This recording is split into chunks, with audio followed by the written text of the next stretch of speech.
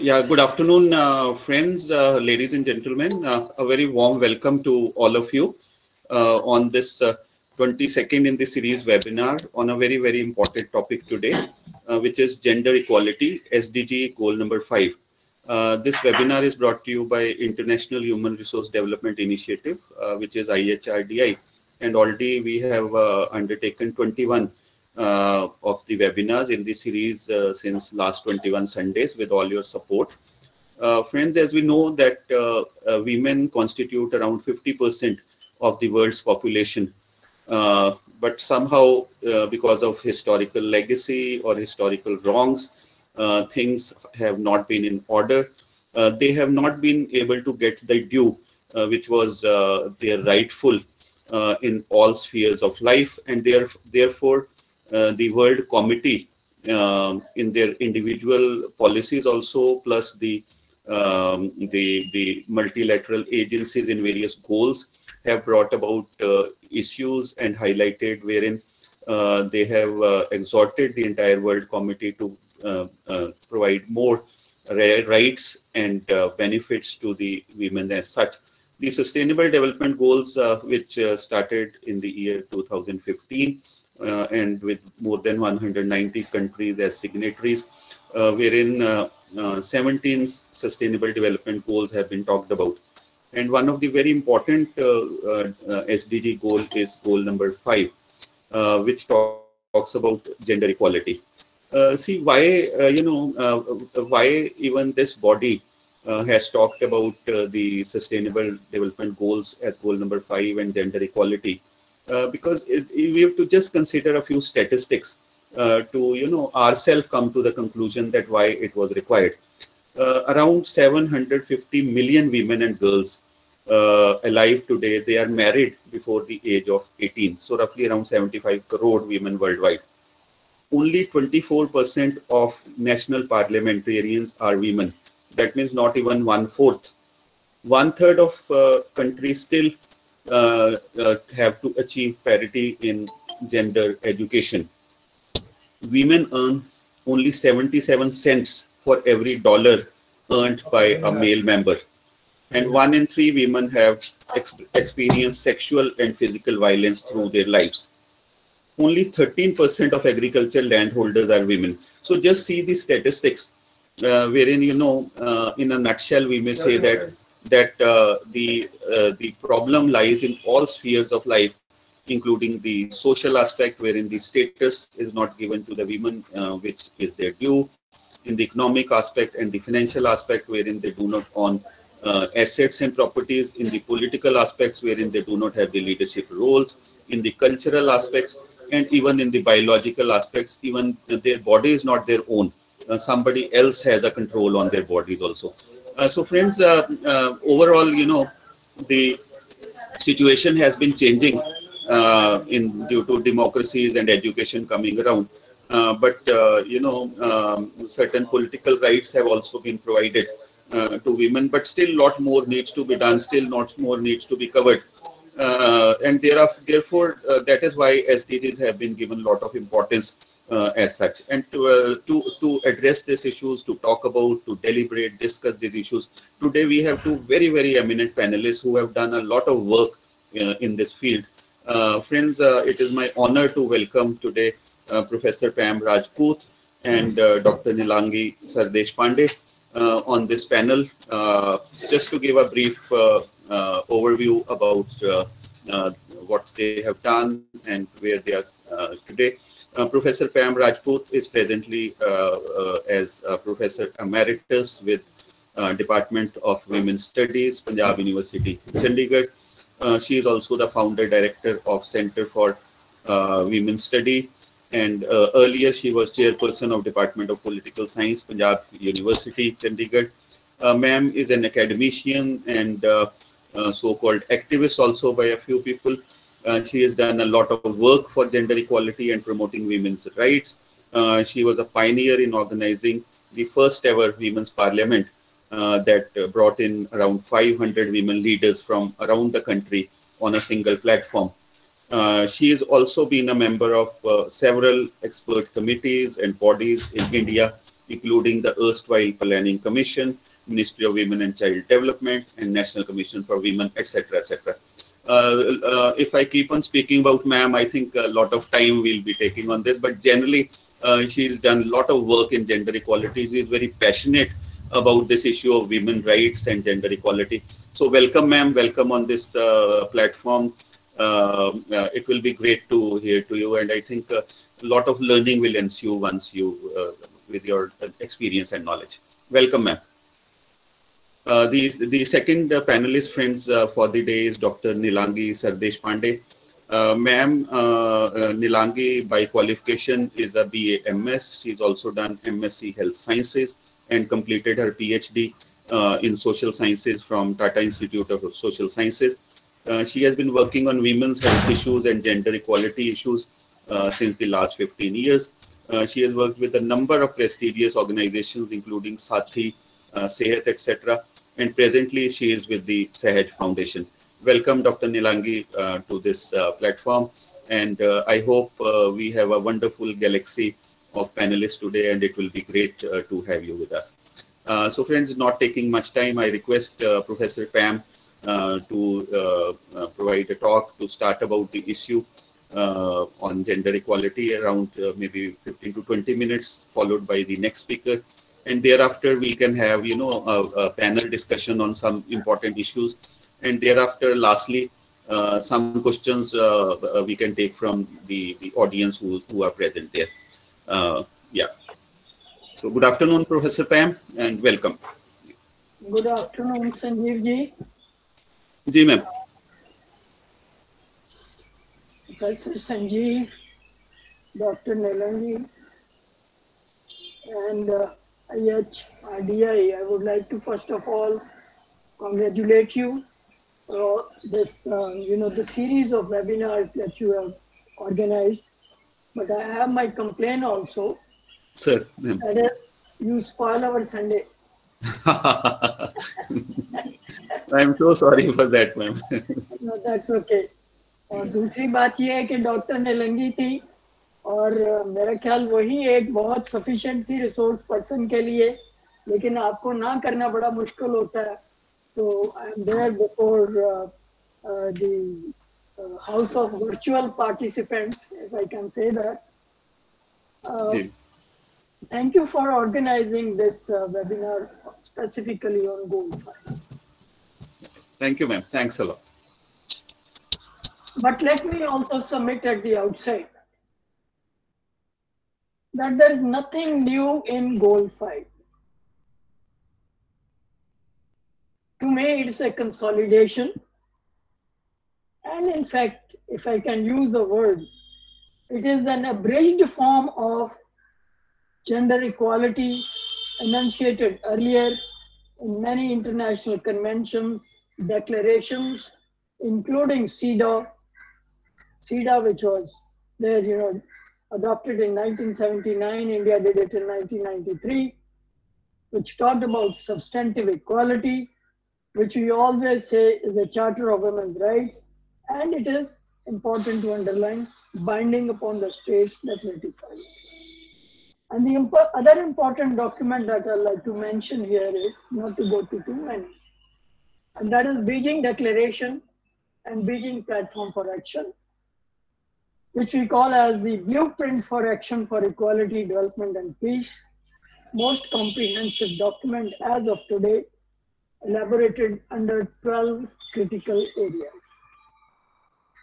So when one looks at having been a part of the history of all these conventions and declarations, at SDG 5, Sustainable Development Goal 5, I find there is nothing new which was not there in CEDAW or that was not there in the Beijing Platform for Action. But why do we talk about it, and why women are, especially the gender advocates, concerned about it? Let me also share, I'm sure there must be some young participants also listening to this, and for institutional memory, I want to share with them that when the preparations in the last webinar that you had on Sustainable Development Goal, Sanjeev ji, I talked about the history of the SDGs, but let me talk about SDG 5. So as the preparation for the transformative agenda started, we were quite conscious of the fact that when MDGs were framed, we were nowhere in the picture. So for that matter, MDGs were minimalist. It hardly had to say much about gender. I'll not go into those details.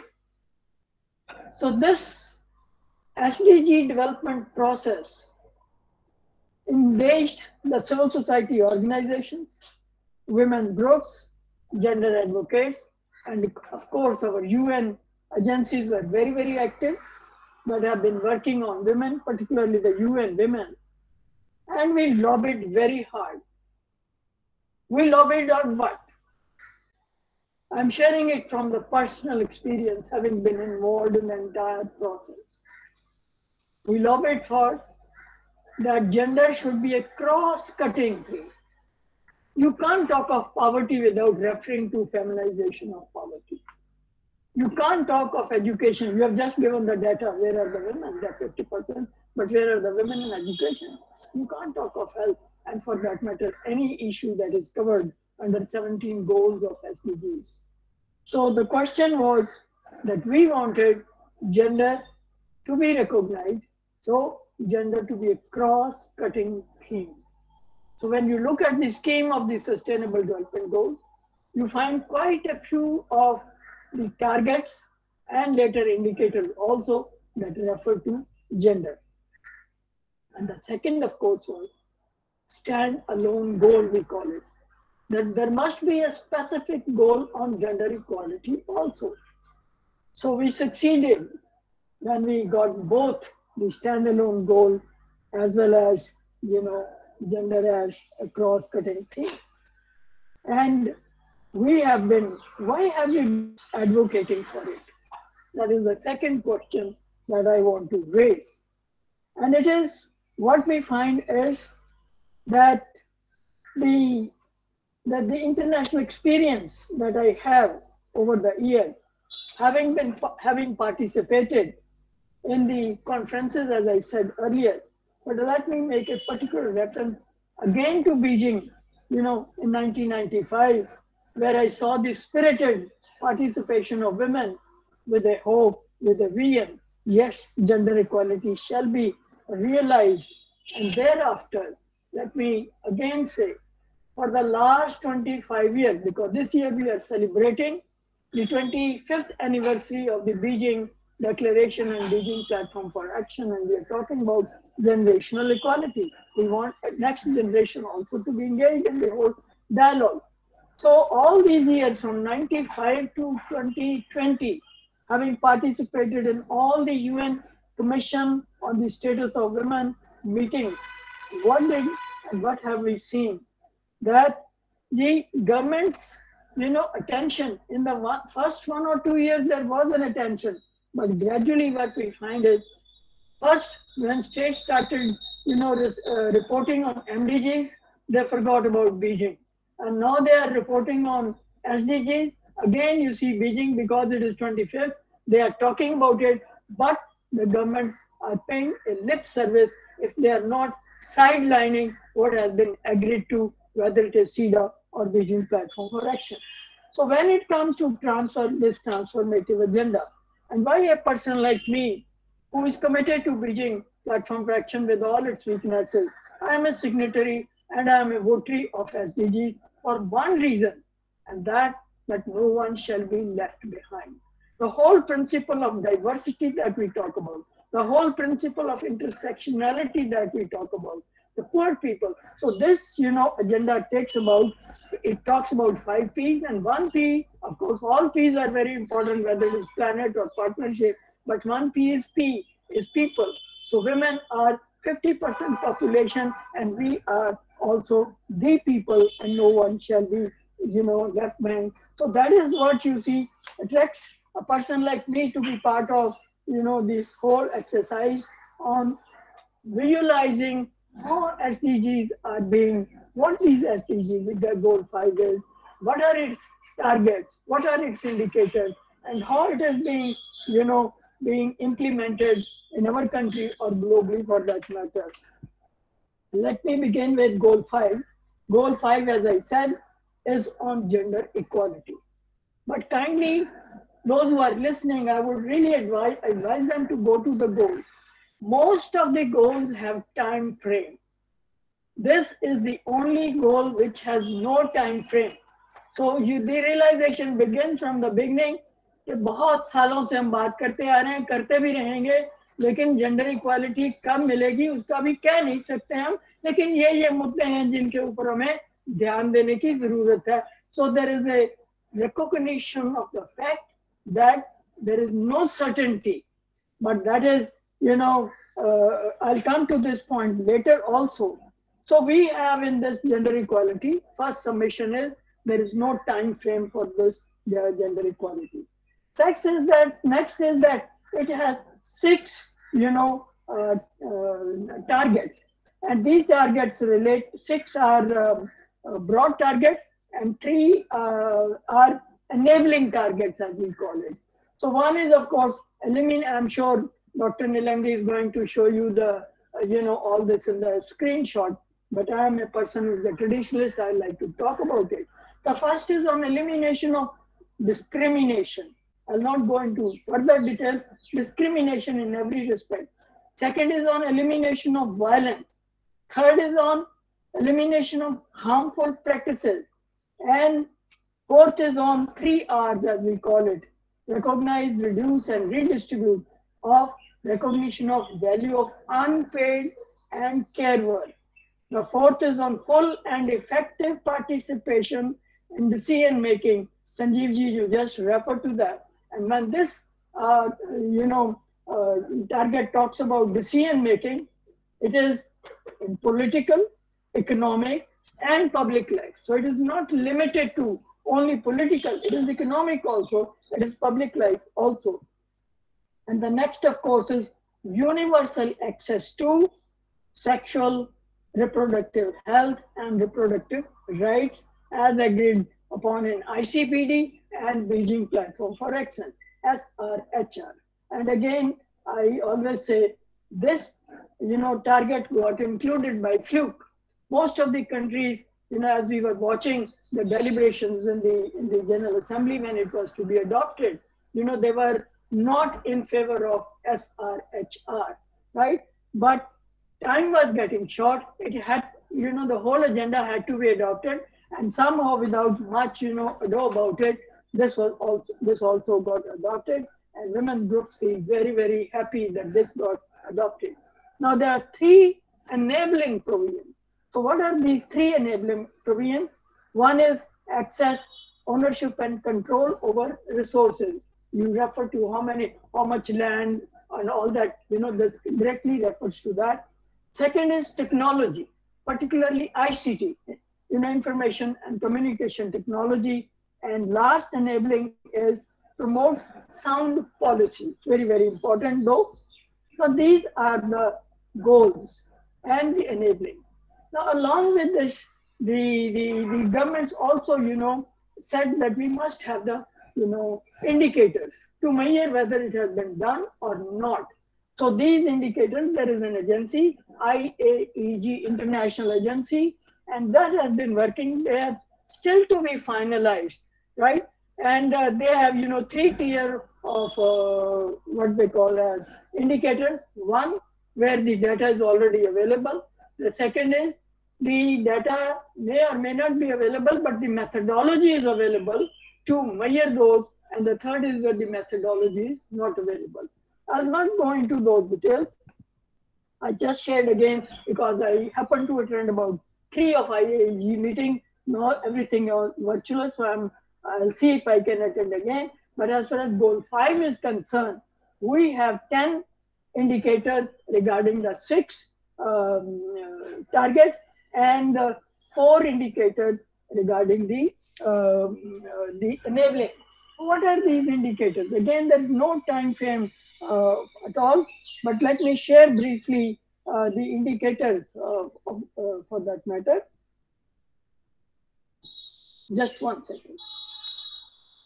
Or if Nilangi is going to share, probably I could, ignore that.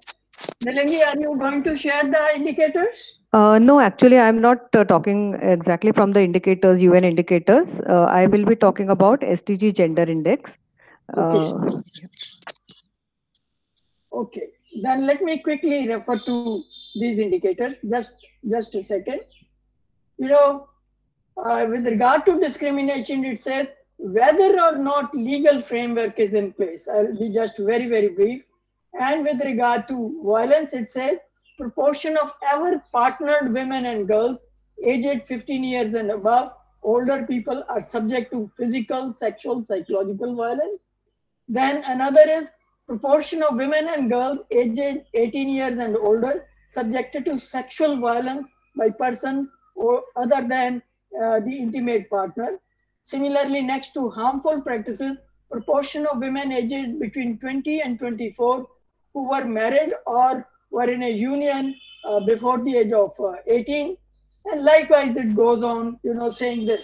And with regard to percentage of this unpaid work, it says, percentage of time spent on unpaid work, domestic care work, etc., etc. So these are some of the, indicators by which each country is supposed to be, measuring how far they have, really realized that.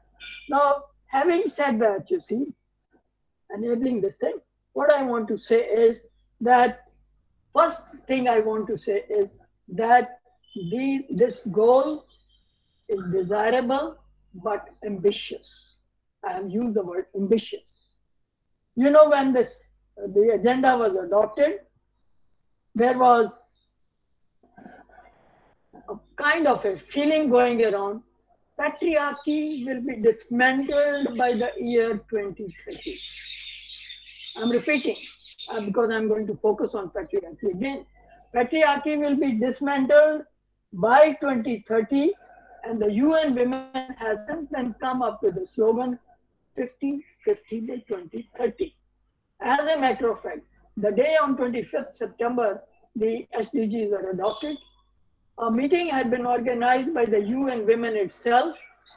Don't look at the watch, Sanjeevji. I have to say what I want to say today.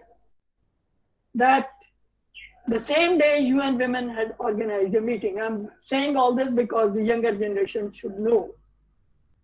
And about 80 plus 80 or 83 heads of the states or government attended that. And this meeting was UN Women had organized, asking them for commitment to gender equality. Having been a witness to that event, I want to share with most of the people who are listening that barring the Scandinavian countries, there was hardly any country which was forthcoming. We make this commitment, right? All the governments were just reiterating that they're already doing so much in their country for gender equality. So there were even when it had been adopted, the commitments were not forthcoming from these heads of the states of the government. And so that is why I say the question remains. It is an ambitious at 50-50 by 2030. As a matter of fact, COVID had derailed the entire process. I come to that towards the end. COVID has derailed that process. And coming to India, where do we stand? Dr. Nilangi is going to talk about that, but let me also share my thoughts on that. That Niti Aayog is the nodal agency, kind of doing an exercise on where do we stand.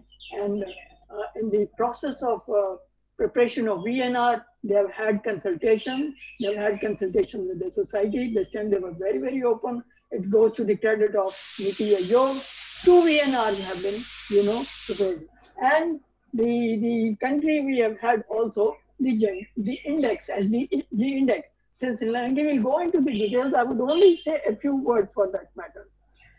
That there is no dearth of policies in our country. There is no dearth of laws in our country.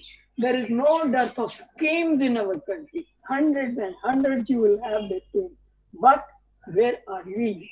And since she will be going into the details, let me only say a few words that the latest gender SDG index, where are we on that? You know, the Niti Aayog has four, on the underscore, they have four categories: achievers, outstanding, performing, and aspiration states. Now, interesting it is, and Niti Aayog concedes, it admits that on gender equality, we are very low. In fact, in the overall index, we are on gender equality at 36th rank. But when it comes to statewide analysis, only two states, that is Kerala and Sikkim, right? They are not achievers. They are not outstanding. They're only performing state. They just touch 50. They don't go 55, nothing of the sort. They just touch. And two union territories, Chandigarh, I feel proud of that, and the other is Andaman and Nicobar, who are doing better than even these two states for that matter. Now, when it comes to that, these indicators, whatever it is, but look at the data. Certainly, we have to look at the data. Where are we in terms? Let me first take up the participation itself, right? From 1950, now, you know, in another year or so, we'll be even celebrating 65 years of independence. 2 days back, we had on November 26th, the Constitution Day. And I was remembering our 15 mothers, framers of the Constitution, to whom it was, you know, proposed that let us have reservation for women. They said nothing doing. We don't want reservation at all. We are going to have an egalitarian constitution. Since we are going to have an egalitarian constitution, no distinction on the basis of caste, creed, and sex, we shall fight and we shall have equality. But what happened? Even today, with all those efforts, in the parliament, we have not more than 14% women. In the state assemblies, the percentage varies from 5 to 7% for that matter. I will not talk about local government because we know how empowered women are in local government, even if they are there in number. So that is about, what about economic? The labor force participation rate has been continuously falling down. It was there in 2022, now it is 20, and I'm sure when the fresh data is collected, it will be close to 18 or so. What about the wage gap? You referred to that. India has the highest gender wage gap in the world. Highest gender wage gap in the world. 33% gap is there. So you look at economic force participation, you look at the unpaid work. Now I'm going to talk about unpaid work because these days we are talking globally how the burden of unpaid work has increased on women. And that is one of the targets of our SDG 5. Now, when you look at this, the recent time use survey released by the government of India, what are this? Now, this is the time use survey done prior to COVID. Now, if you were add, it will multiply further, So what does this say? That 80% of the working hours spent by men are on paid work.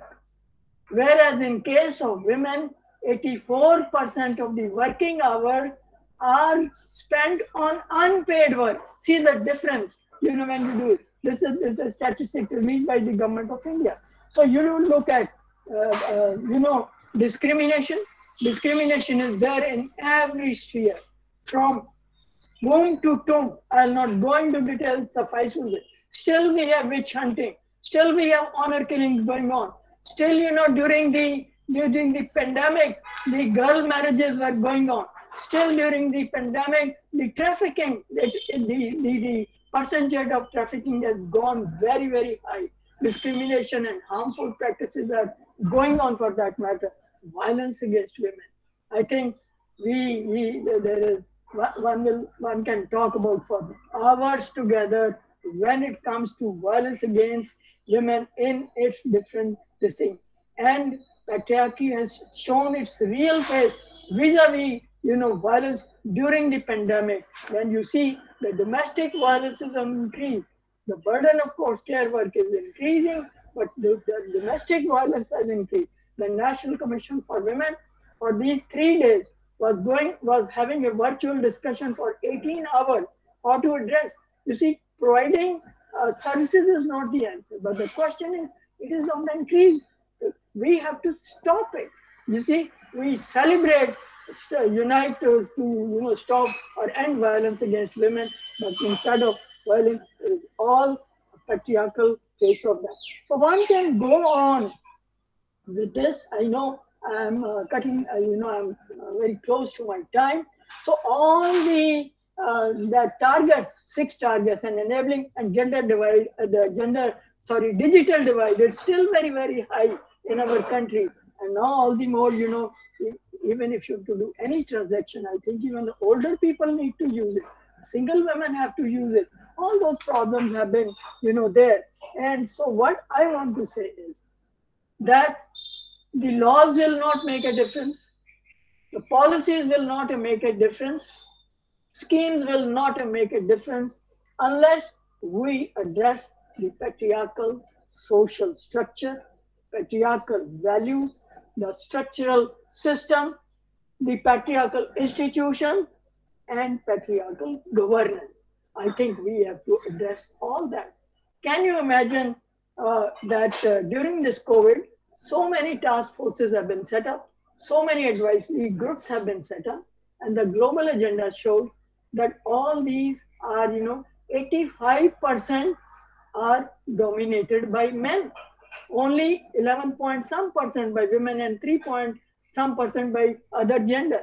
In India also, the percentage of women occupying this is, positions is 12 point some percent. Now, are there perceptions not required? Right? Are there, so where is gender equality? So I want to end by saying that if we have to realize gender equality, I am not concerned globally, I'm concerned with my country. We know that states' action plans are being prepared. We know even in some states, panchayat action plans are being prepared, but nothing will come out unless we address patriarchy. So that is the root cause of that.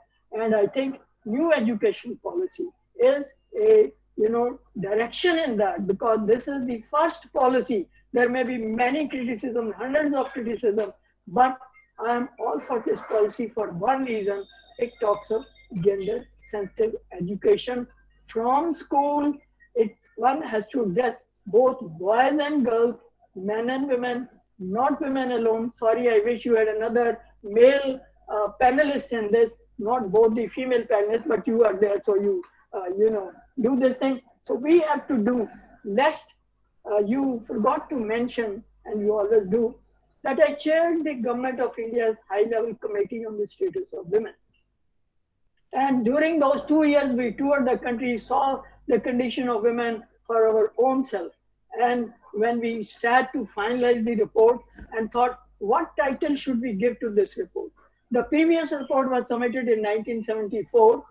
That was titled as Towards Equality.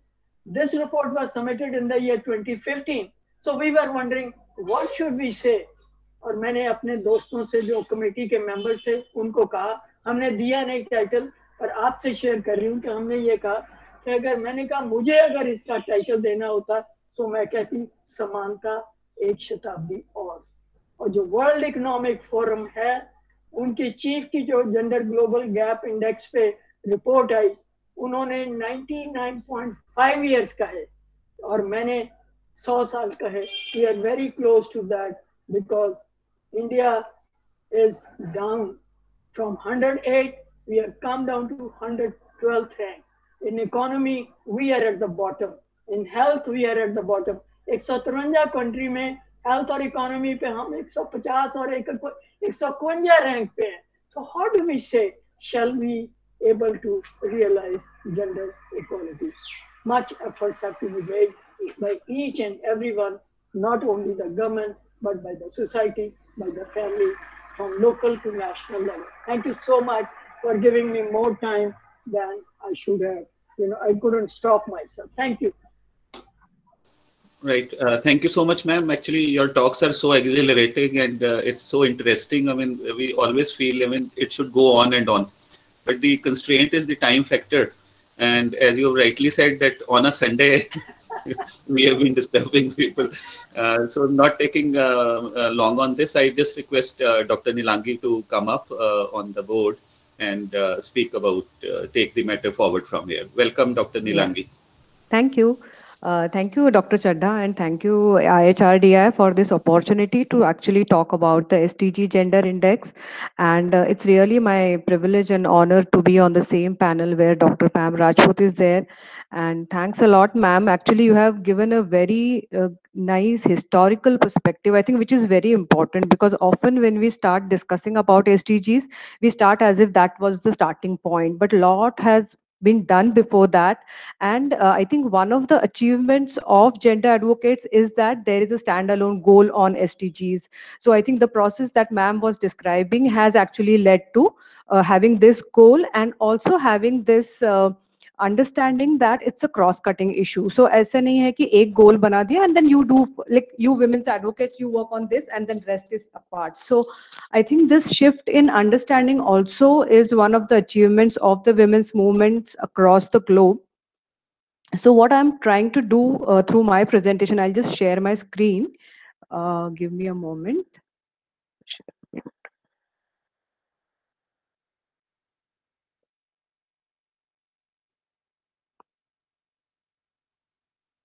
Okay, it's visible. The screen is visible. Yes, ma'am, it's visible. Yes, ma'am. Okay, okay, thank you. Yeah, so what I'm going to do is talk about the SDG Gender Index, which is a tool to measure gender equality within SDGs framework. So I think Dr. Rajput has talked about what are the indicate targets under SDG 5, and then there are various indicators that UN itself has come up with, and the process is still on. But I think one of the positive aspects of having SDG Gender Index, that it is giving us gender advocates a tool which we can use to monitor the progress, that whether we are progressing or not, and which are the areas which are lagging behind. So I will briefly talk about this SDG Gender Index. Before I begin, we as SEHEJ, I'm talking on behalf of SEHEJ, which is Society for Health Alternatives, which is working since 1984. The office is in Vadodara. Its main work is in urban and rural areas of Gujarat, but through SDGs project, we are also working in Assam, Punjab, and Gujarat. And SEHEJ is part of nationwide coalitions like Common Health or Jan Swasthya Abhiyan. So we are part of the advocacy initiatives as well. This SDG Gender Index has been developed by an organization which is called Equal Measures 2030. So Equal Measures 2030 is basically like 10 different organizations have come together. And as you can see in the slide, it includes Bill and Melinda Gates Foundation, Women Deliver, Plan International, Data 2X. So there are several organizations who came together, and the objective was that since now we have gender equality as a standalone goal and also gender equality across the SDGs, we should enable the gender advocates at the grassroots level to actually monitor this progress. So there are two objectives. One is to bring out the data related to gender equality, and also to build the capacities of the grassroots gender advocates. And the work is currently happening in 7 countries like India, Indonesia, Kenya, Tanzania, El Salvador, Colombia, and SEHEJ is the India partner of Equal Measures 2030.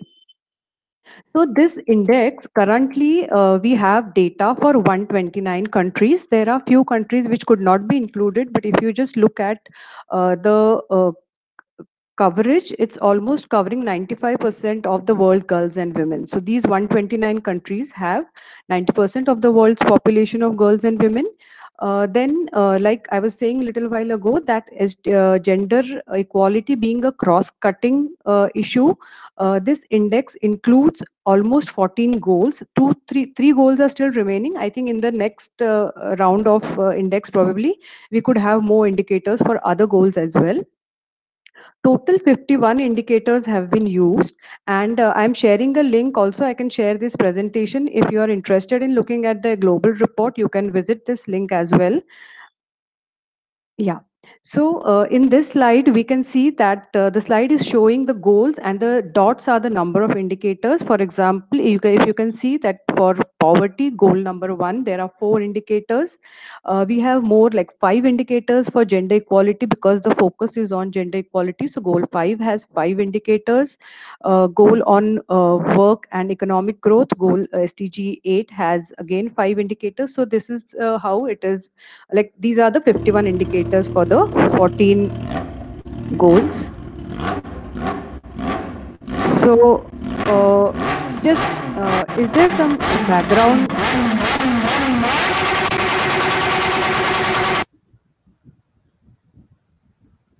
Hello? Hello?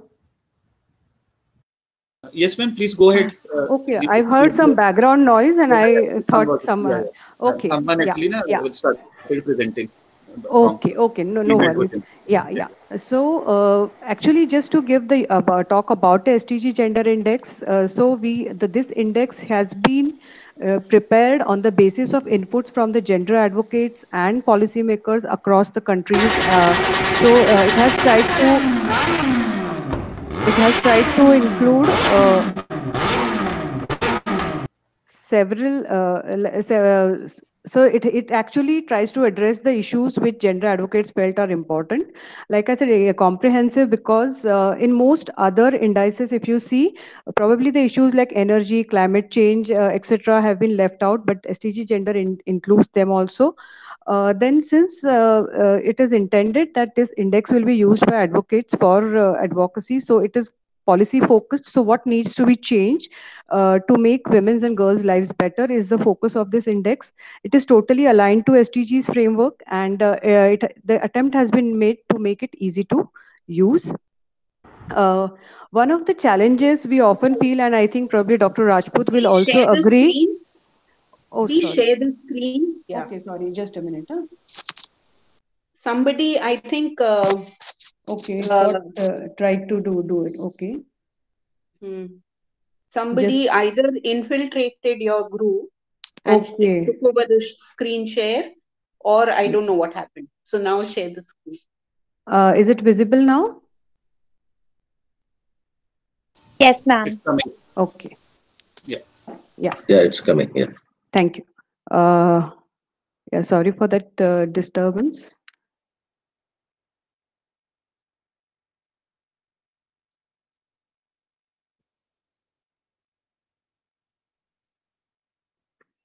So actually, when I try to make it full screen, it is giving me some problem. But you can see the presentation, right? Even in the.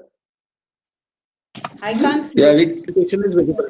Yeah. Okay. It's visible. You can go ahead. Yeah. Okay. Yeah.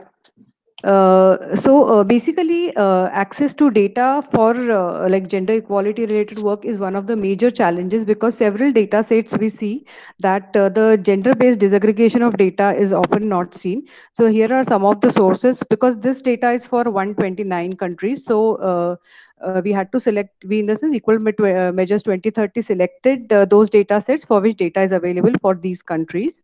So these are, I'm just giving this as a background information. Yeah. So because there is no time to go into the depth of what like the findings of the index as such, but like Dr. Pam was saying a little while ago, that even on this index, India out of 129 ranks 95th, and which is much lower, and the score is also around 56, which is really poor. Hardly you can see that most of the countries are in yellow, orange. Only few countries like Australia and some other are in green zone. So overall, at global level, the scores are quite poor, and this slides actually shows. This slide shows that what is the achievement for each of the goals, and those goals where some work was done for last like 1 or 2 decades, like hunger and nutrition, health, education, the score is better. But other goals like climate, partnerships, peace and institutions, inequality, industry, infrastructure, they are doing very poor as far as gender equality is concerned. Indicators for SDG 5. So these indicators I'm talking about in the SDG Gender Index. So there are basically 5 indicators. The first is about the child early and forced marriage. The second is about perceptions of partner violence. Third is about legal grounds for abortion. Fourth, women in parliament, and then women in ministerial roles. Like I said, where does India stand? India ranks 95th with a score of 56.2. Topper is Denmark with a score of 89.3. And even within Asia Pacific region, India stands at 16th position out of total 23 countries. So this is just to give some idea about where are different countries in the Asia Pacific region. And this also gives the idea about all the goals that are there. So I can share this full report, those who are interested to know more. So from this SDG Gender Index, how we tried to integrate this in our work was, we have prepared state level reports for Assam, Punjab, Madhya Pradesh and Gujarat, which basically focused on Goal 3, which is about health, and SDG Goal 5, which is gender equality. Then using these reports, and these reports were prepared in consultation with the civil society organizations in these states. And that's how actually when we came to Punjab, it happened that we had our meeting in MGCPA, and it was really good to know that MGCPA was also doing work on SDGs, and that's how actually we got connected. And so once again, thanks for keeping like that in mind and inviting us on this panel. We had state level policy dialogues, then training. I will talk little details about training also for localizing SDGs. And then we also had national level meeting for discussing this SDG gender index.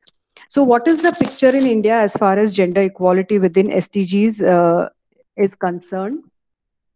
So I would like to share another interesting piece of information, where what we tried to do is Equal Measures 2030 tried to map what has been the progress for a particular indicator in last, like say 15 years. And then if we continue with the same pace of progress, how far we will achieve the SDG targets by 2030. So this was, I'll share some data about it. So we have looked at 5 indicators. One is access to modern family planning, girls' completion of secondary education, ministerial or senior government positions held by women, laws on workplace equality, and women's perception of safety.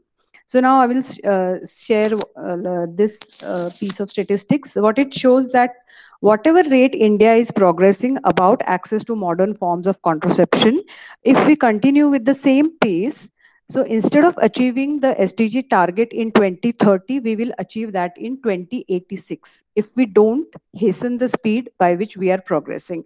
So, and this statistics is before COVID. And as you can see, during lockdown, I think one of the major problems women faced was a lack of access to contraceptives.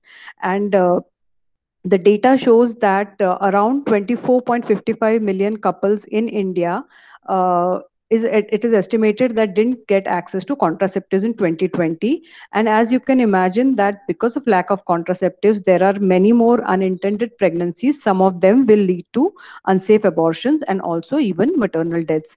Globally, the pace for this indicator is very, very slow. It says that it will take like in 3307 we will achieve this target. So none of us will be here. So this is so far. In this graph, what we can see is the gap. Like if we continue with the current rate of progress, we will only be able to reach out to 78% of women who in the age of 15 to 49 who can have access to family planning methods. But to reach 100%, we have to work at much more faster. Just again to reiterate it, all this data is pre-COVID, and when we talk after like now, we have to also take into account the COVID scenario and how behind we have gone, that we need to actually check.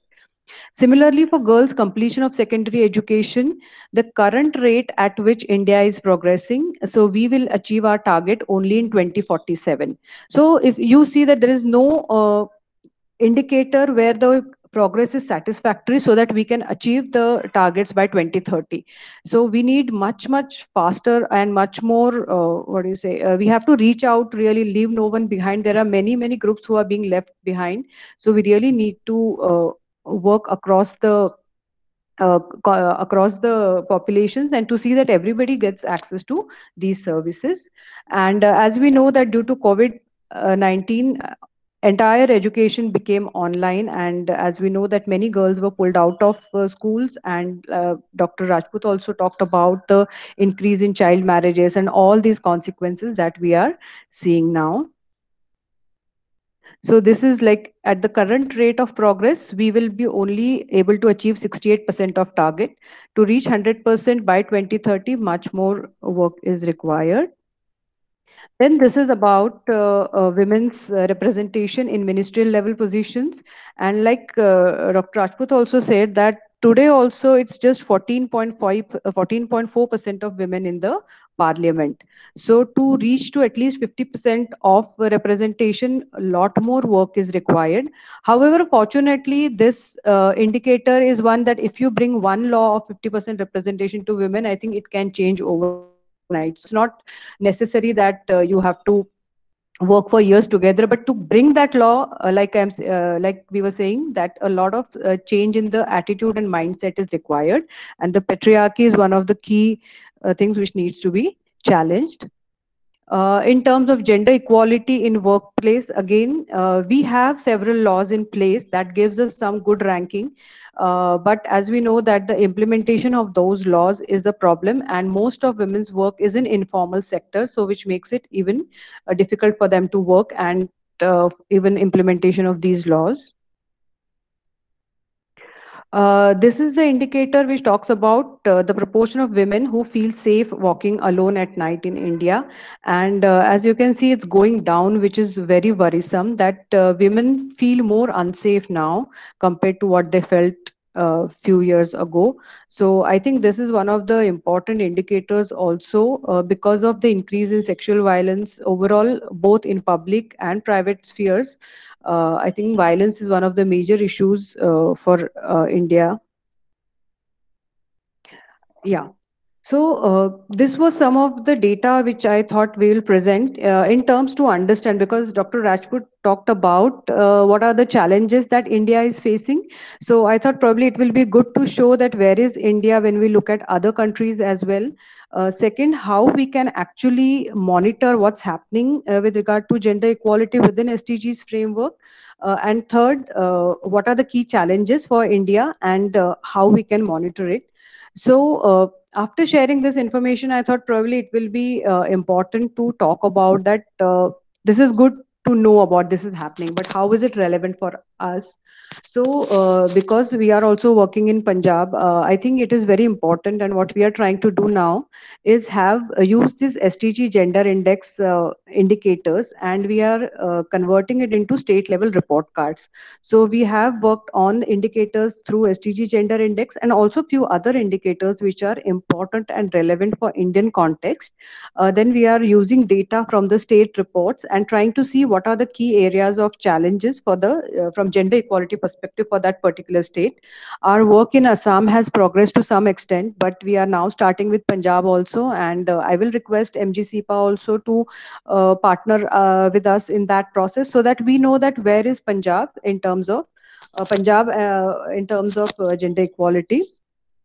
Then Sahaj has also developed training manual for localizing SDGs from a gender perspective. So this training manual can be used to understand the SDGs framework from gender perspective. So if somebody wants to develop understanding about overall gender equality within SDGs framework, this manual will be very helpful. It has all the background material, the PowerPoints and information, so it can be used also independently by other agencies, those who are into training. So we thought probably these are the two areas which will be important for IHRDI also, and MGCPA, we already had some relationship previously. And I know that you are working in Chandigarh. Probably once we develop these methodologies, they can be used by others as well. Okay, so this is our email address in case anybody wants more information that can be shared. So, yeah.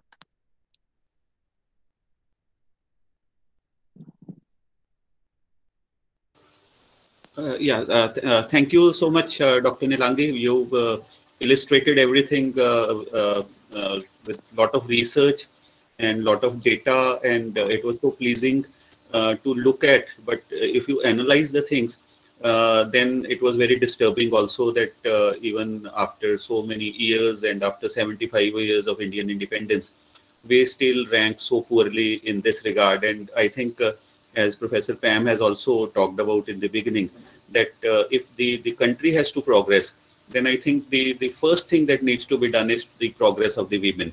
Because generally we say that if you teach a man, you teach one person, but if you teach a woman, you teach at least 5 persons, because she takes care of the entire family and all.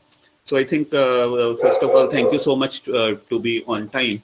Now we have some time, and then we can go for some panel discussion on various questions which we can raise, and thereafter maybe 5-10 minutes we can give it to the audience also to talk about.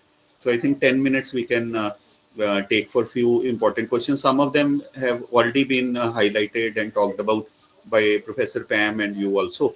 But just to reiterate, and I think some will be repetitive also, and then some new issues. So my question to both of the panelists is that just to reiterate very briefly that why this goal was required. Though we have talked about it, but then it becomes a pinpointer. Yeah, Pam ma'am, why this goal was required? Why SDG goal number 5 was required? This question itself is an answer. Yes, ma'am, you've answered it, but just for the sake of audience who joined little late. No, what I'm saying is your question is an answer. Okay. Why a separate goal for women? You know? Ji. Certainly because you said in the beginning, we constitute 50% population. And if you are talking about, there has to be a specific, you see the SDGs are inclusive. So it is the inclusivity of the SDGs, right? Is that reason. And more so because it is not in India, globally also, you see, gender is not taken into consideration. So there had to be a specific effort to see that when you are doing it, there is a focus on women.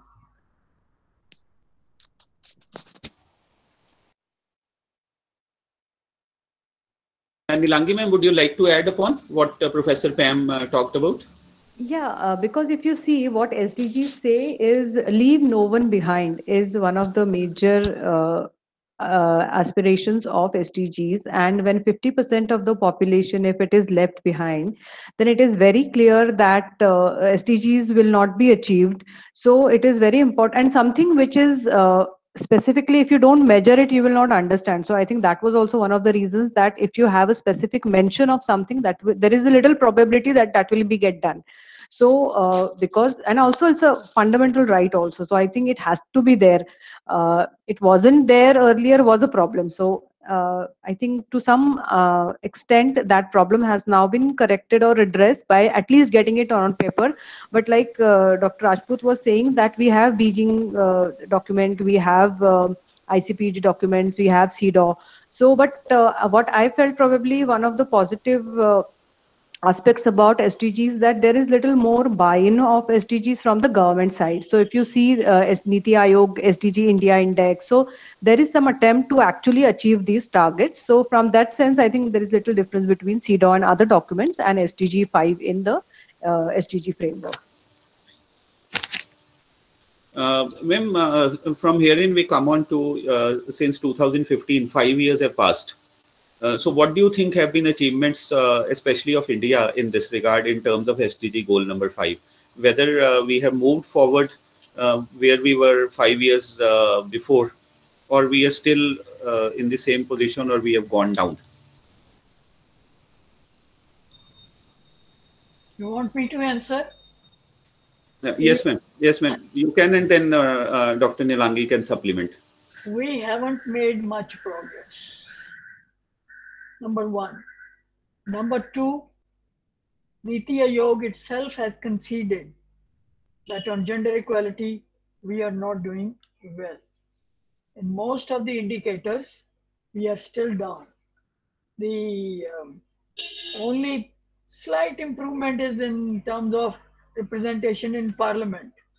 From 12, we have made it to 14, right? That is the kind of this thing. And also, we have been saying that mostly when women are there in the ministerial positions, again, you see, in the last cabinet, there were more women in the cabinet. Now there are less women in the cabinet. Be that it may, usually it has been said that soft portfolios are given to women. But India, I feel proud to say that major portfolios, be it the defense, be it the external affairs, be it the finance, right? So these portfolios have been or are with the women. That is a very much a plus point. You see, I'm chairing the W20 group India in the G20 W20. So when it comes to that, I always say in G20 countries, G20 countries, only 2 women finance ministers are there. India is one of them, right? So there are some positive things also, but there are negative things also. But the most where we have gone down and deteriorated is violence against women, right? Economic participation and violence against women, we have really gone down like anything. I told you about economic participation, I'll not repeat that. But women in the informal sector are hit. We are nowhere in, realizing women have access to. Still, there is an organization known as Makam, which is working on women farmers. And they are trying to see that women are at least recognized as farmers. Time will not permit me to go into detail, but I want to focus on, education and violence against women. You see, violence, if you look at the latest National Crime Bureau record, this thing, there is increase from 2018 to 2019, 7.3% increase.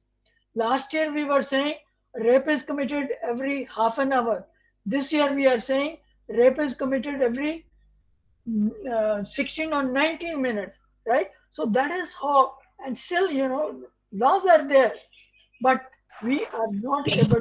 So if the public spaces are not safe, the private spaces are not safe, where do you think that women will realize their right to work, right to do this thing, and right to do that thing? Education is, there is a SDG 4.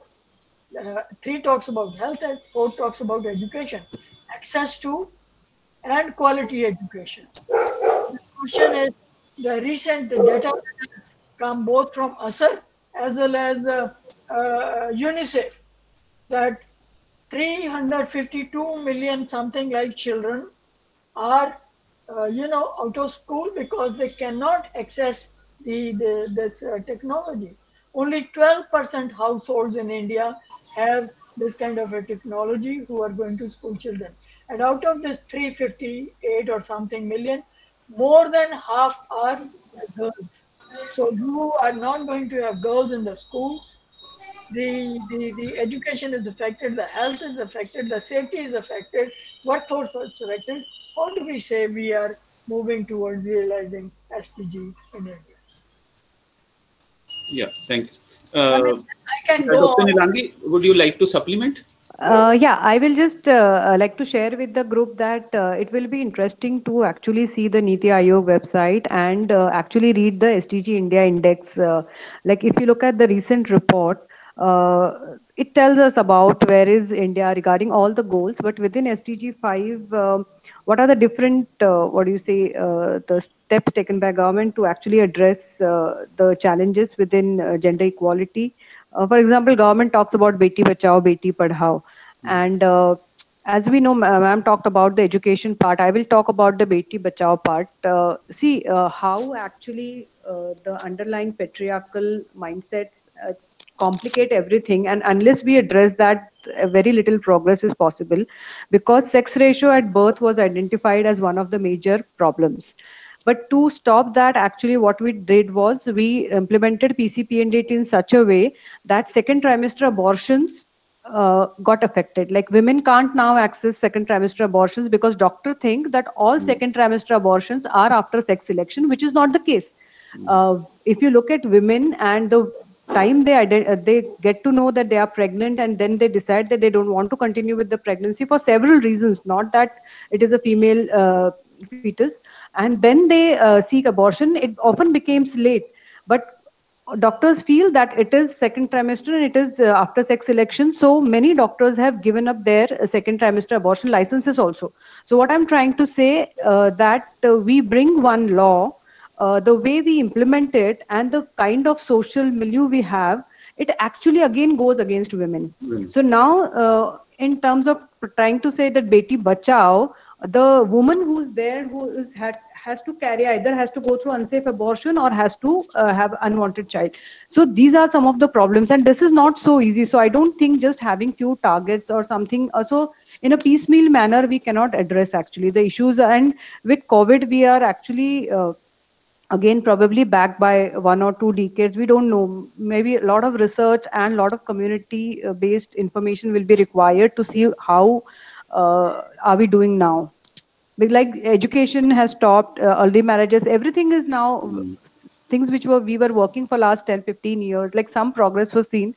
I think everything is getting reversed. Yes. Right. Thank you so much. While we talk about this,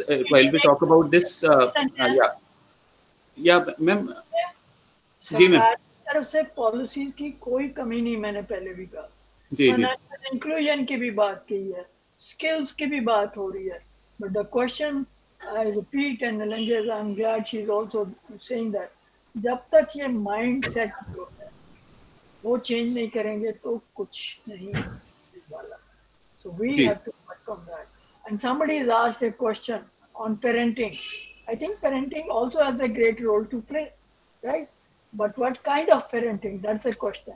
So I think we need to, Sahaj can also work on, they must be working already on that. So what kind of a positive parenting can be there, right? Which is based on human values, which is based on sharing, right? It is not that only one person has to do. It has to be a collective effort of thinking of human values and giving a human space to both. Thank you. Ji ma'am, right ma'am, thank you.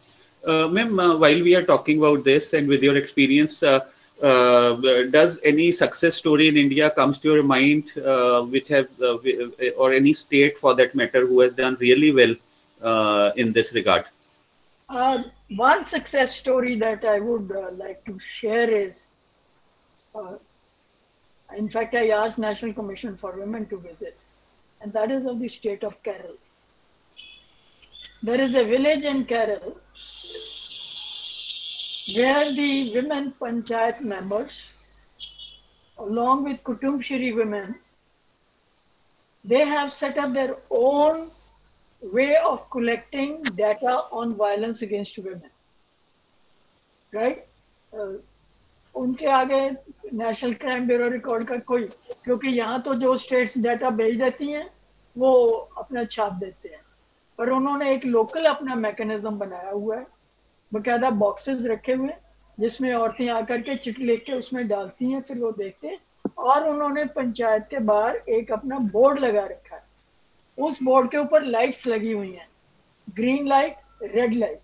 जब cases बढ़ते हैं तो दूसरी light होती है, कम होती है तो दूसरी लाइट होती है. So that gives the women first to know what is this thing and how they have to act in their own village, and they are trying to say to it that how their village is, you know, violence free for men. So I think these such things should really be replicated in others. So there are many success stories, but this definitely is one I thought I should share. Thank you. Right. Thank you so much. Dr. Nilangi, would you? Yeah, like ma'am said, the success stories could be many, and but I think the approach which I will like to talk is the community monitoring kind of approach, and which Sahaj has also used in its work, that if you empower adolescents, I'll take example of adolescents, because like we were just discussing that we need to start these discussions around gender-based discrimination from a very early age, so that people are first able to identify the discrimination that they are facing, then they know what are their rights, and then they are able to claim those rights.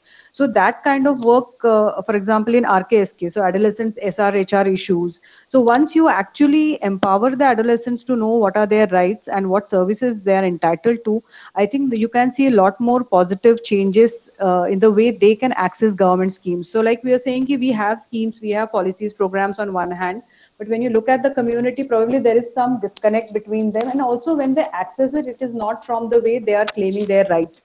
It's not, it's more of a beneficiary kind of approach. So if you actually empower women and girls, I think you can see much more positive changes. We have several examples for health violence where communities and women come together and they actually seek the get their rights. So I think we can cite some of those examples. And if you look at SDG India Index, better states for gender equality are Himachal and Kerala.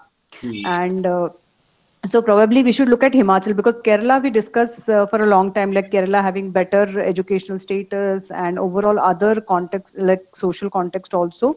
Kerala was always known as good in gender equality as compared to other states. I'm not saying best in an overall sense, but as compared to other. But Himachal is also another example where we can learn from in a northern part of India. Right. Ma'am, we have discussed, that in India especially, we have rules, regulations, and policy framework for everything under the sun. I think we are the ones who are very good on paper, very good on paper. But when it comes to implementation, the data shows that, much things are lagging. What do you think, Professor Pam and Dr. Nilangi, what actually needs to be done differently so that the results are also there? I mean, it should not only be on paper, it should be on ground also. What do you think with your own experience? Can you cite a few things that the government needs to do? System it can't be a touch-based system, right? And I think when I was ending my presentation, I had said, unless we, address the socio-cultural, patriarchal, socio-cultural, structural system, patriarchal institution, patriarchal governance, we have to address all that. So we have to think of, when you do the training program, the question is, are you looking at this? So that is, and I'm sorry, I would end also with that word, that if you have to realize gender equality, please empower both men, boys, women, and girls. Don't talk of only empowering women. In fact, I have always an objection. All women are empowered. You are not giving them space, to be on their own, to speak out, to have the spaces. Okay? So the women, so we have to talk in terms of empowerment of both men and women, boys and girls. And then probably we can think of a society moving towards gender equality. And last but not the least, apart from gender responsive institutions, gender responsive policy, we have to what I call as gender investment. अगर आपने scheme बना दी, पैसा नहीं रखा, तो उसका क्या फायदा? So there has to be gender. You people use the word gender budgeting, right? But I would say invest in women and girls. That is the best way to achieve gender equality. Thank you. Thank you, ma'am. Dr. Nilangi, would you like to supplement? Yeah, I would just like to add to what ma'am was saying about the budgetary aspects, and we call it gender transformative financing. So I think, and also like Sahaj is part of Feminist Policy Collective, which is actually looking at these aspects of gender transformative financing. So it's not just enough to have a law, but then for implementation of law, you need a machinery, you need to budget adequately for all the people who are going to be appointed as part of the law implementation agency. So unless we do that, I think nothing will work. So gender transformative financing is one of the important aspects. And since we are now in the process of preparing budgets for the next year, I think this is the time when we should intervene for a better allocations for women's in the next coming year, especially in the COVID context. Yeah. Right. Thank you, ma'am. And there's one question from Dr. G.R. Saibi, that how public can be mobilized in this regard. And just to add upon, I would say that how a common man should help out to achieve this goal number 5. So link these two questions: how public can be mobilized, and what should a common man do to achieve the SDG goal number 5. On to Dr. Nilangi, please. No, I think like we are saying ki, the gender as a what do you say, as a concept or as a discriminating, that we should put it as part of our curriculum, school curriculum, because unless you know that our society is highly discriminatory, it discriminates on the basis of gender, caste, religion. So I think when children are in the school, they are totally sort of not aware about what are the realities, at least in certain areas, at least the like sort of elite or higher class, middle class, they think that everybody around them is like them, but the realities are different. So I think first it should be part of your educational curriculum, and then the proper institutions, and as you see, talk about it more and more, probably people will also identify. We talk about it, but not what do you say, we just address, for example, like Beti Bachao has been talked by everybody, like every nook and corner you will see the Beti Bachao, Beti Padhao, but the next slogan is also nahi rahengi betiya to kaun pakayega rotiya. So we are also saying that beti kyun chahiye, to roti banane ke liye. So we are reinforcing the gender based work division at the home. So we don't think completely, we just think that beti bachao iske liye taki aapko maan mile, behan mile. उसके लिए लड़की नहीं चाहिए हमको, लड़की मतलब she is a human being and she has a human right. So वो हम कहीं नहीं बात करते, we just talk about things which are convenient for us. So नहीं होगी बेटियां तो बहू कहाँ से लाओगे, सो वी वांट बेटियां for that only. So I think that is very problematic, and उसको बहुत like we start from education and slowly, and then we also make opportunities for girls in education, in jobs, in political participation. Unless there is opportunities for them, girls will not have any aspirations, क्योंकि पढ़ के क्या करना है, पढ़ के भी रोटी बनानी है, so might as well मैं पहले से रोटी बनाऊं. So they should also see the linkages that once you get educated, you get better jobs, you get better representation in public spheres.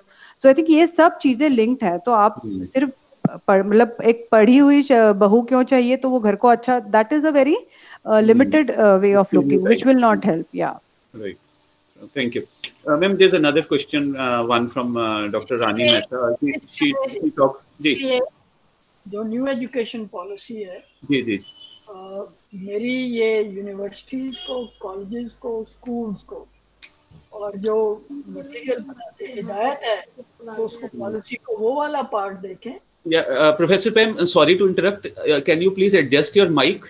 Voice, आपका mic पीछे लग रहा है. So if you can adjust, no, it's gone further back. No, और पीछे चला गया. Yeah, आगे करने. आगे अब ठीक है? Ma'am mic, yes. ठीक है. चले पीछे चला गया मैं. नहीं ठीक है. ठीक है, चलिए ठीक है. तो इसलिए हमें सबको न्यू एजुकेशन पॉलिसी का वो जो हिस्सा है उसके ऊपर फोकस करना चाहिए. वहाँ पर जेंडर इंक्लूसिव फंड की भी बात की गई है. We should look at that. और आपका अगर कोई क्वेश्चन नहीं है तो मैं एक क्वेश्चन है अभी और कोई? यस मैम, अभी एक क्वेश्चन डॉक्टर रानी मेहता ने पूछा है ma'am, that during the pandemic time there was a baby boom. So what is the situation of family planning practices during this, and do we need to look into the unmet needs of couples, especially in the rural areas? Baby boom during pandemic time, and how do we plan the family, and what are the family practices? And I mean, this is another situation which came just that way. So how do we address? इसके लिए तो जवाब doctor निलंगी देंगी. तो what I would like to say is जो हमारे भी health system क्या हो गया suddenly जब pandemic आया तो everybody started just running behind COVID and all other services at the grassroots मतलब जो हमको लगती हैं वो सब they got affected even including the antenatal care for pregnant women या फिर safe delivery or all those things. So I think we have to have a system कि बाकी कुछ भी हो जाए आपके basic जो essential services हैं वो चलने ही चाहिए. So I think some of those things that making anyway the health workers were going from home to home, so they could have carried contraceptives, they could have distributed them.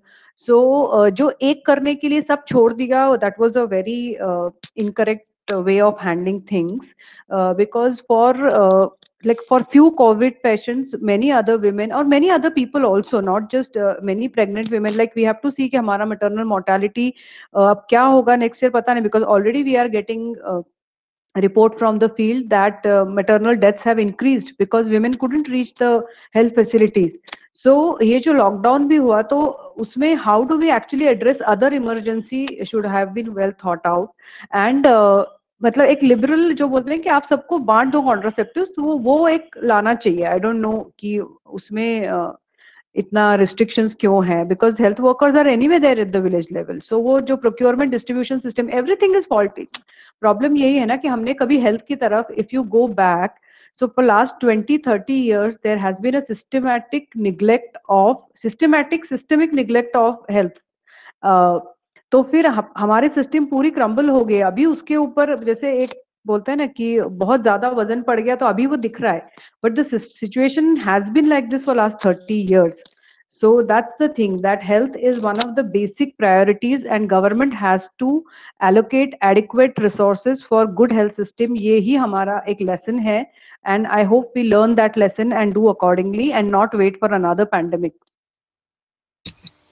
The question that arises from the discussion that we had, Professor Pam had also, agreed to some extent that with the reservation in the PRI structure in India, things have improved in terms of, at the local level leadership and all, 50% reservation and all. Do you think if this is continued for the state legislative assemblies and thereafter the parliament also, and 50% reservation in services also, especially government service. So it will take us forward towards the goal that we are talking about, achieving gender equality.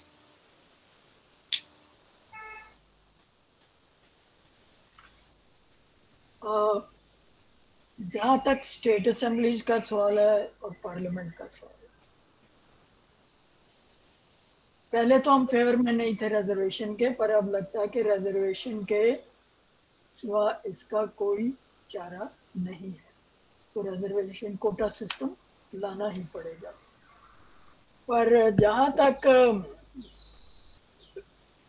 एक permanent feature नहीं हो सकता reservation का, उसके में favour में, पर वही है कि अगर सर्विसेज में रिजर्वेशन करते हैं तो जैसे हमने SC/STs का भी सोचा था कि 10 साल के लिए करेंगे फिर 20 साल के, तो एक वेस्टेड इंटरेस्ट भी बन जाता है.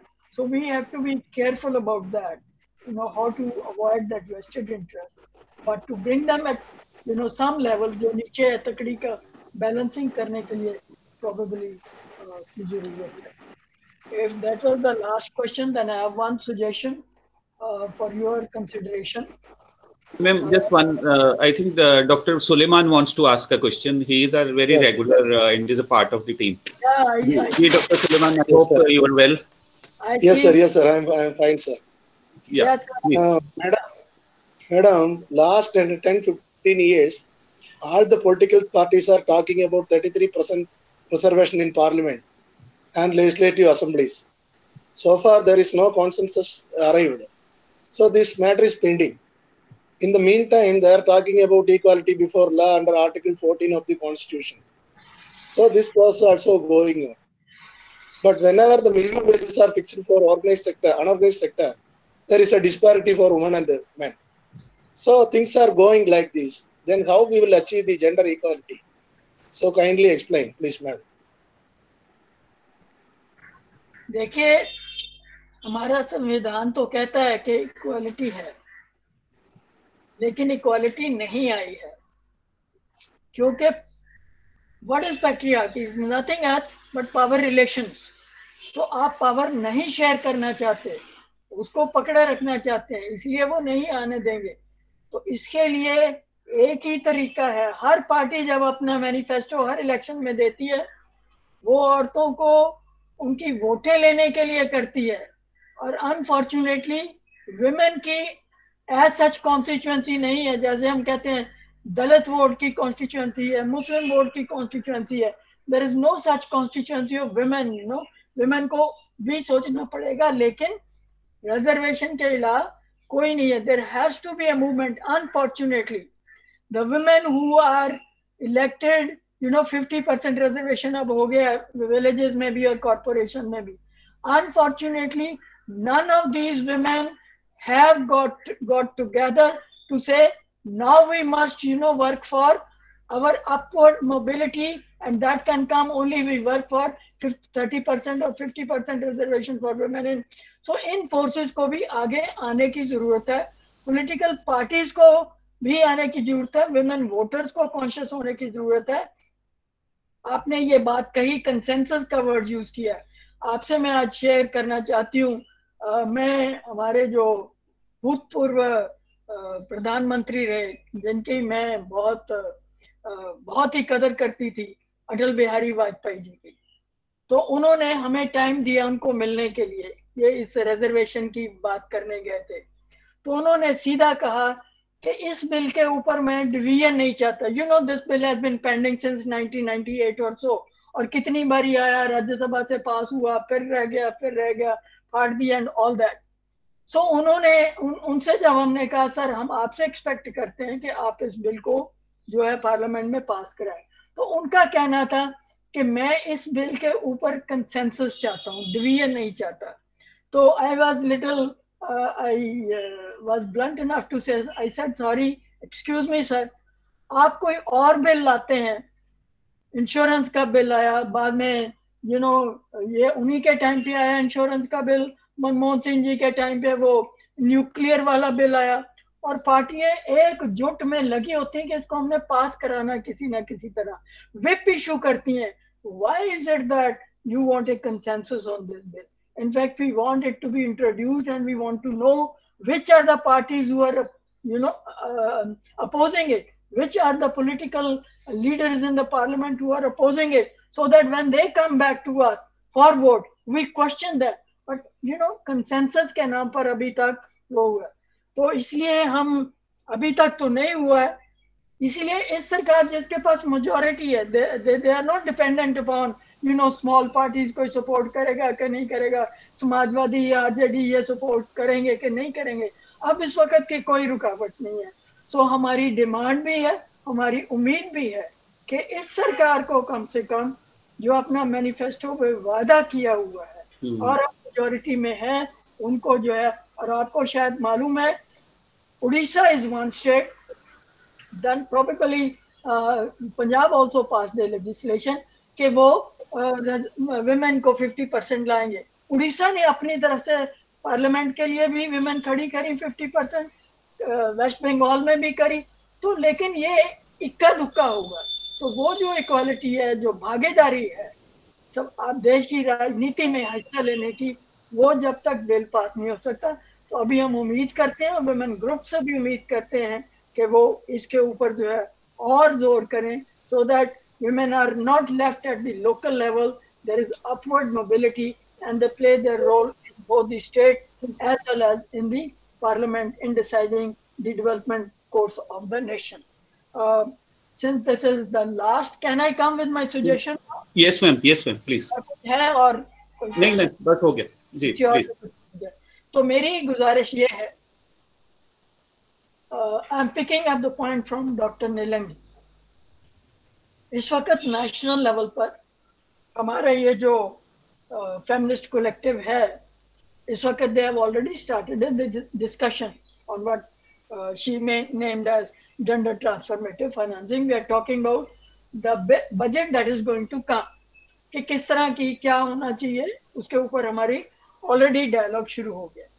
मैं आ रही हूँ पंजाब की तरफ, इसलिए क्यों, because you are there in Mahatma Gandhi institute, and I want to share with you कि जब पिछली सरकार थी और हमारे फाइनेंस मिनिस्टर यही थे, क्या नाम है उनका, बादल साहब, Manpreet Badal, Manpreet Singh Badal. I met him, I talked about it. तो उन्होंने मुझे ये कहा कि हमें खुद को नहीं मालूम जेंडर बजटिंग क्या है। I am sharing it publicly. तो उन्होंने ये कहा कि एक हमारा आप जो है हमारे ऑफिसर्स के साथ एक जो है लगाइए सेशन, हमारे साथ डिस्कशन कीजिए। दूसरी बात, उन्होंने प्रॉमिस किया कि अगला बजट जो है मेरा ग्रीन बजट होगा, उससे अगला बजट जो होगा वो जेंडर बेस्ड बजट होगा। ये उनकी पर्सनल कमिटमेंट की। तब वो सरकार से निकल गए, छूट गई सरकार।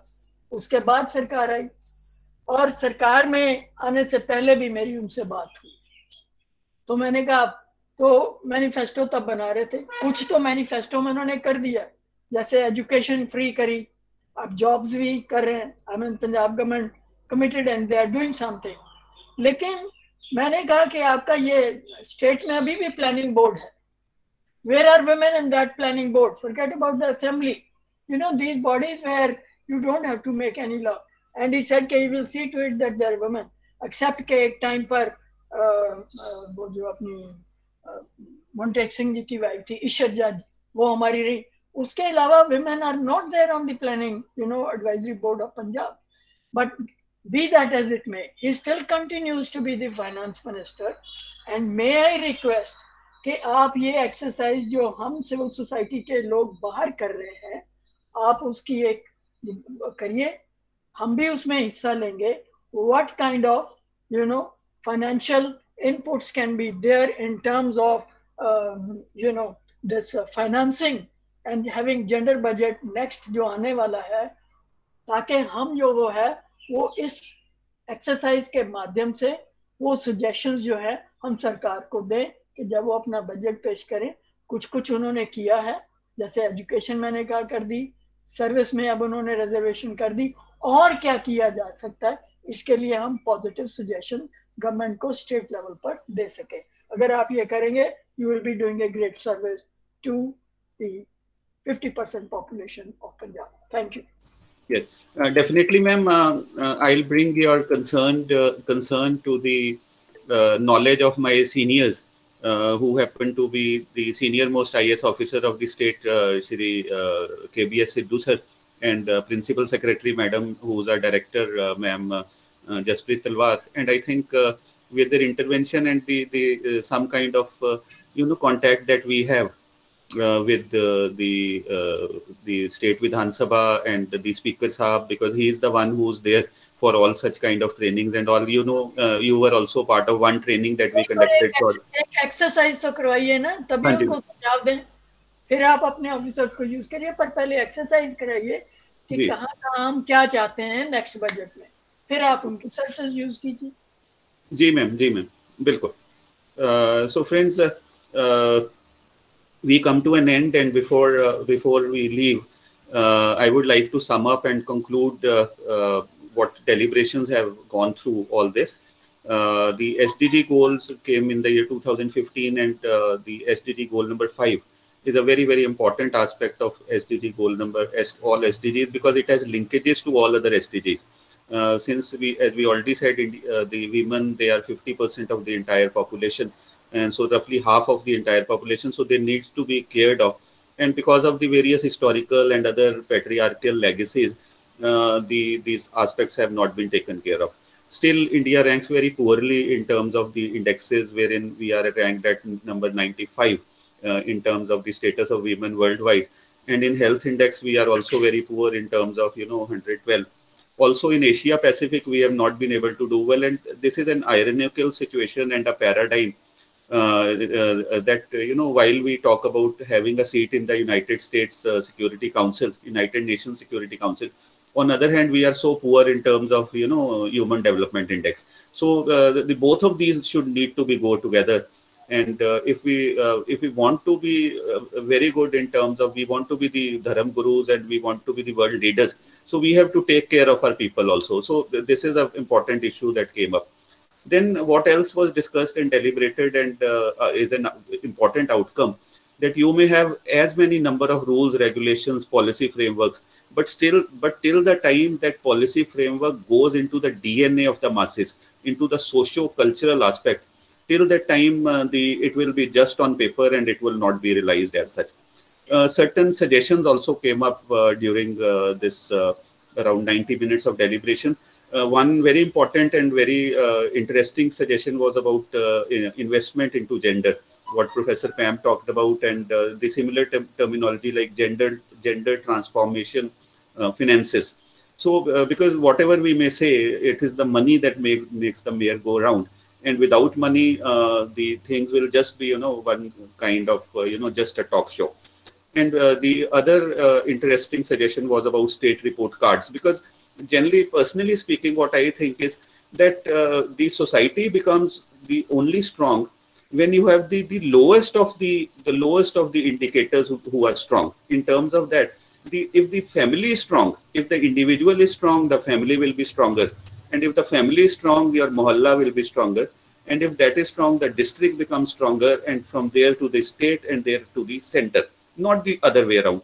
So this also talks about, policies which are bottoms up driven rather than top down driven.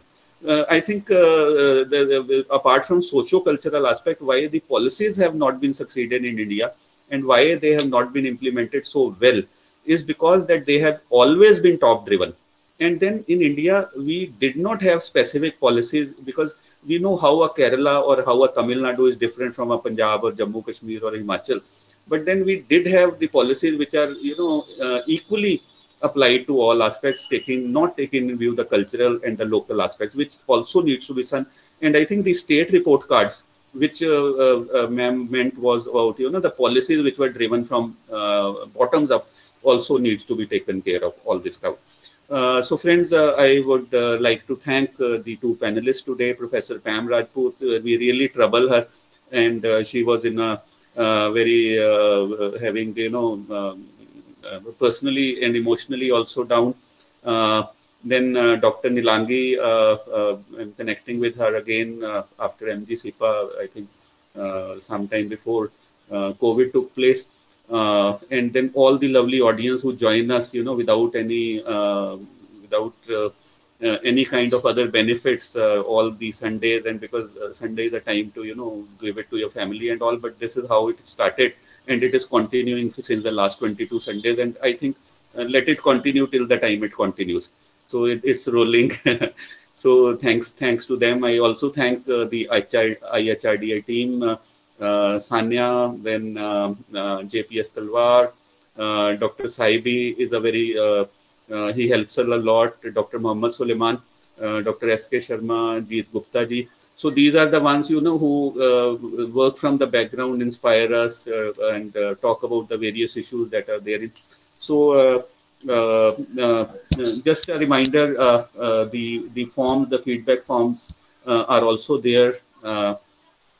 Kindly fill it up so that we'll send you the e-certificates also. Plus, this recording will be available in some time within a day or two on the IHRDI YouTube channel also. So you need to, spread this word. Whatever the earlier 12-13 recordings are also available. So I think we are creating some kind of intellectual capital therein. So this is very authentic speakers and lot of good values which are therein. So you can go there and see it at your own convenience. So friends, once again, thank you so much. Till we meet next time. Goodbye to all of you. Sayonara. God bless. Stay safe. Thank you. Thank you. Thanks a lot.